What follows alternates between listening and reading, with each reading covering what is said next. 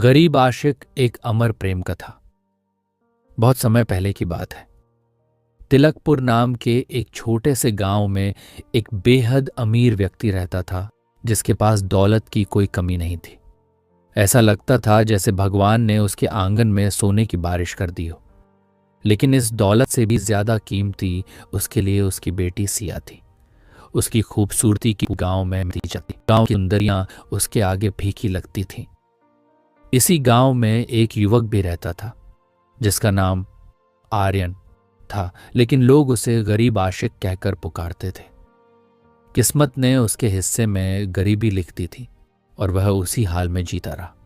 उसके पास ना कोई धन दौलत थी, ना ही कोई बड़ी जायदाद।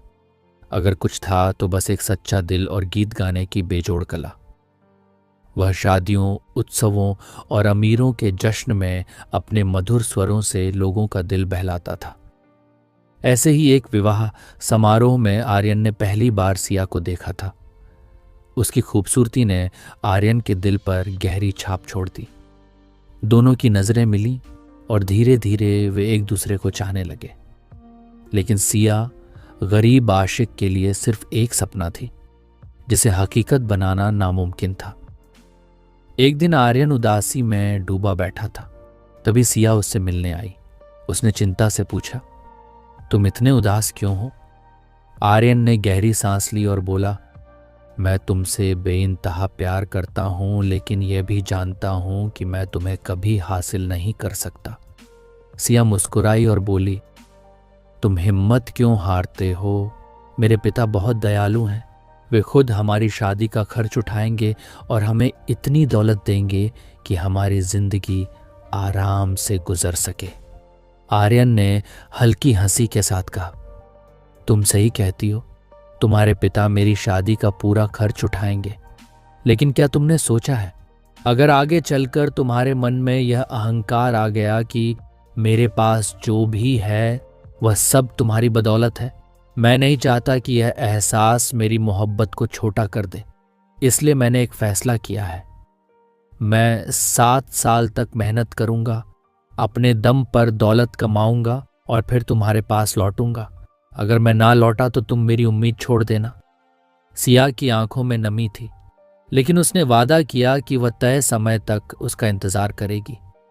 हालांकि उसने एक शर्त रखी, अगर 7 साल पूरे होने के बाद भी तुम वापस नहीं आए तो मैं तुम्हें भूलकर किसी और से शादी कर लूंगी। आर्यन अपनी मां सावित्री के पास पहुंचा, उनका आशीर्वाद लिया, अपनी छोटी बहन राधा के माथे को चूमा और फिर कंधे पर झोला डालकर गांव से निकल पड़ा। लेकिन तभी पीछे से घोड़े की टापों की आवाज आई। उसने मुड़कर देखा, वह विक्रम था जो लंबे समय से सिया को चाहता था। विक्रम मुस्कुराकर बोला, मैं भी तुम्हारे साथ चलूंगा, शायद हमारी मंजिल एक ही है। आर्यन मना नहीं कर पाया। दोनों साथ साथ सफर पर निकल पड़े। कई दिनों तक चलने के बाद वे एक गहरी नदी के किनारे पहुंचे। सामने कोई पुल नहीं था और ना ही कोई उथला रास्ता था जिससे पैदल पार किया जा सके। विक्रम ने कहा, तुम तैरकर नदी पार कर लो, मैं पीछे आता हूं। आर्यन ने अपने कपड़े उतारे, किनारे रखे और नदी में कूद पड़ा। जैसे ही वह दूसरी ओर पहुंचा और मुड़कर देखा, उसकी आंखें फटी रह गईं। विक्रम उसके कपड़े समेटकर घोड़े पर सवार हो चुका था और पूरी रफ्तार से तिलकपुर की ओर भाग रहा था। आर्यन चीख पड़ा, हे ईश्वर, ये कैसा धोखा! विक्रम गांव पहुंचा और सावित्री के पास जाकर झूठ बोला, तुम्हारा बेटा नदी पार करते समय डूब गया। यह रहे उसके कपड़े। सावित्री पर दुखों का पहाड़ टूट पड़ा। वह रोती बिलखती सिया के पास गई और बोली, बेटी, आर्यन अब इस दुनिया में नहीं रहा, यह उसके कपड़े हैं। सिया शांत भाव से बोली, मां, यह झूठ है। जब तक 7 साल पूरे नहीं होते मैं किसी और को अपना पति नहीं मानूंगी। वह दीवार से बांसुरी उतार कर वही धुन बजाने लगी जिसे सुनकर कभी आर्यन उसके करीब आया था। उधर आर्यन भूखा प्यासा एक अनजान गांव में पहुंचा। वहां के भले लोगों ने उसे कपड़े और खाना दिया। जब उन्होंने उसका गाना सुना तो सब मंत्रमुग्ध हो गए। धीरे धीरे आर्यन का नाम पूरे इलाके में फैल गया। घूमते घूमते वह लाफनगर पहुंचा। वहां की एक सराय में बैठकर सारंगी बजा रहा था कि तभी राजा के नौकर आए। वे बोले, हमारे राजा को संगीत का बड़ा शौक है, चलो दरबार में गाना गाओ।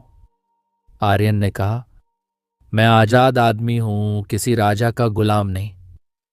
पर वे जबरन उसे ले गए। राजा ने कहा, गाना गाओ।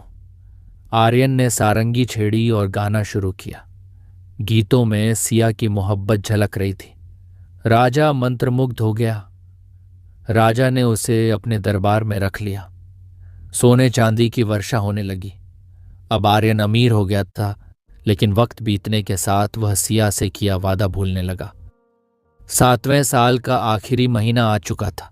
सिया अब भी उसका इंतजार कर रही थी। उसने एक सौदागर को बुलाया और अपनी सारंगी देकर कहा, जहां भी जाओ यह साथ रखना और कहना जो इसे पहचान ले वही इसका असली मालिक होगा। सौदागर नगर नगर घूमता रहा। अंत में वह लाफनगर पहुंचा और वही ऐलान किया। आर्यन ने यह सुना और दौड़ पड़ा। सारंगी देखते ही उसकी आंखें नम हो गईं। उसने कहा, यह आय मेरी है। सौदागर मुस्कुराया, फिर तो जल्दी करो। सिया ने कहा है, अगर नियत समय पर तुम नहीं लौटे तो वह किसी और से शादी कर लेगी। आर्यन का दिल धड़क उठा। उसने घोड़ा लिया और पूरे जोश से तिलकपुर की ओर निकल पड़ा। लेकिन रास्ते में घोड़ा ठोकर खाकर गिरा और आर्यन बेहोश हो गया। जब होश आया तो खुद को एक कुटिया में पाया। वहां एक साधु खड़ा था। साधु बोला, बेटा निराश मत हो।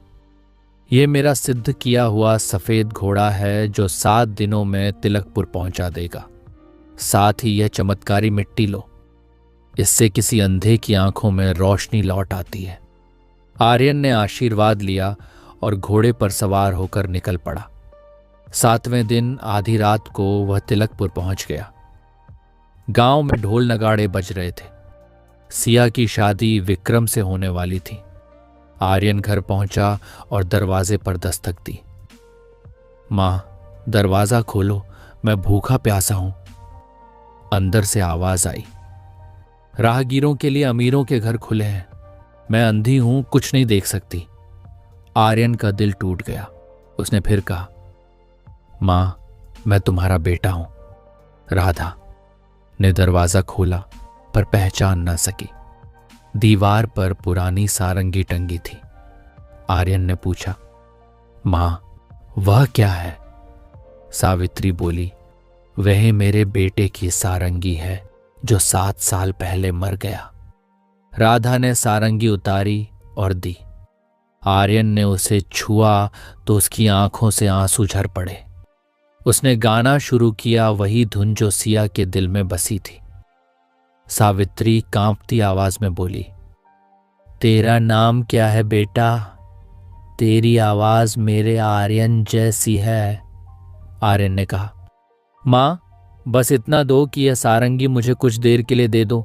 मैं एक शादी में गाऊंगा और जो मिलेगा तुम्हें दूंगा। सावित्री ने इनकार किया।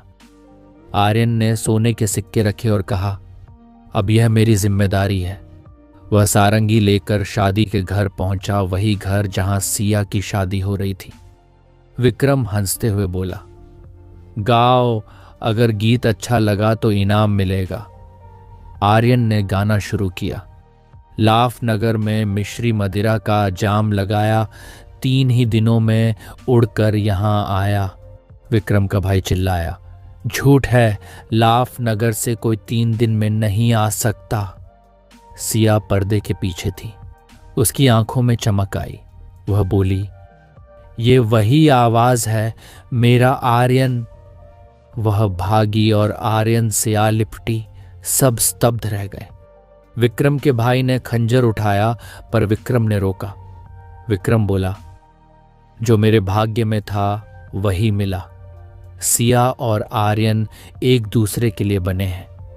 सावित्री और राधा भी वहां पहुंची। आर्यन ने साधु की दी मिट्टी सावित्री की आंखों पर लगाई। कुछ ही पलों में उसकी आंखों की रोशनी लौट आई। सावित्री रो पड़ी। मैं देख सकती हूं। पूरा दरबार इस चमत्कार को देखकर दंग रह गया। आर्यन ने विक्रम की ओर देखा और कहा, भाई, मेरी बहन राधा उतनी ही सुंदर और गुणवान है जितनी सिया। अगर तू चाहे तो उससे विवाह कर ले। विक्रम मुस्कुराया और बोला, मुझे कोई आपत्ति नहीं। फिर 2 शादियां हुई, आर्यन और सिया, विक्रम और राधा। अब कोई गरीब नहीं था, कोई दुखी नहीं था। सभी प्रेम और खुशी से नई जिंदगी की शुरुआत कर चुके थे।